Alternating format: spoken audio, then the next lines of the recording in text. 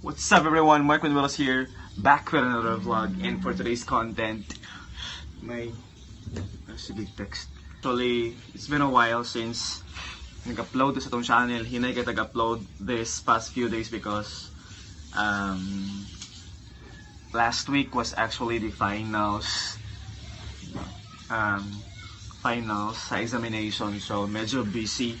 But for today's vlog, I will be sharing to you this one.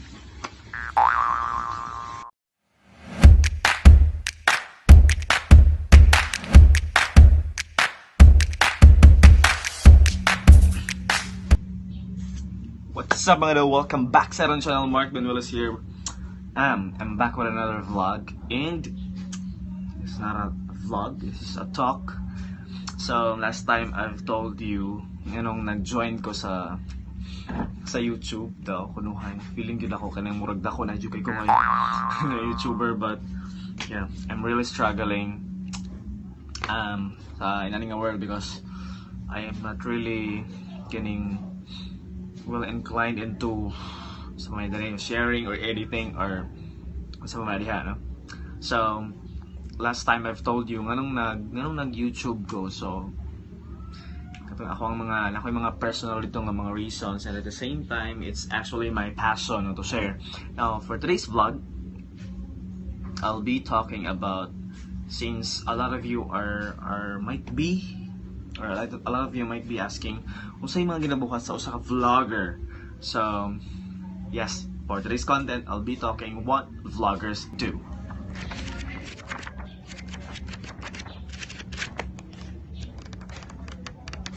Okay, for number one, they record important events. So basically, vloggers are actually storytellers.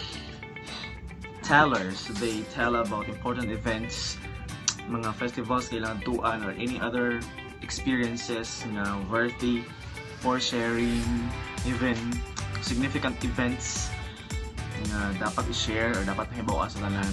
They actually record important events sa society or even personal events. Second one is they help inform audiences about anything. They actually are like reporters or informers about certain events na pwedeng mahitabo or significant stories about to happen, or any mga happening sa society, and they help inform audiences about anything na pwedeng mahitabo sa society or any danger. Sige.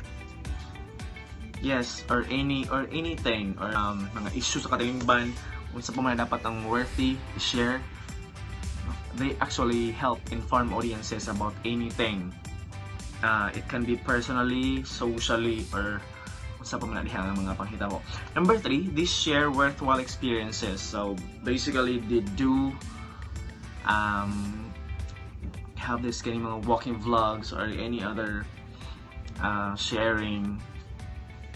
Yes, they share worthwhile experiences nila or even sa ilang mga gathering sa community.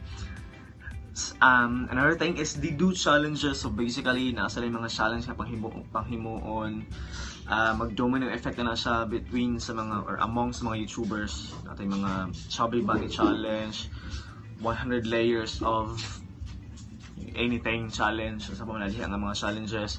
They do that one, and YouTubers are fond of doing that because if that's the hype, no, pag ma-hype na kanasay na ng mga challenges nga lang ginabuhat, that actually create or gathers an audience, a larger audience traffic.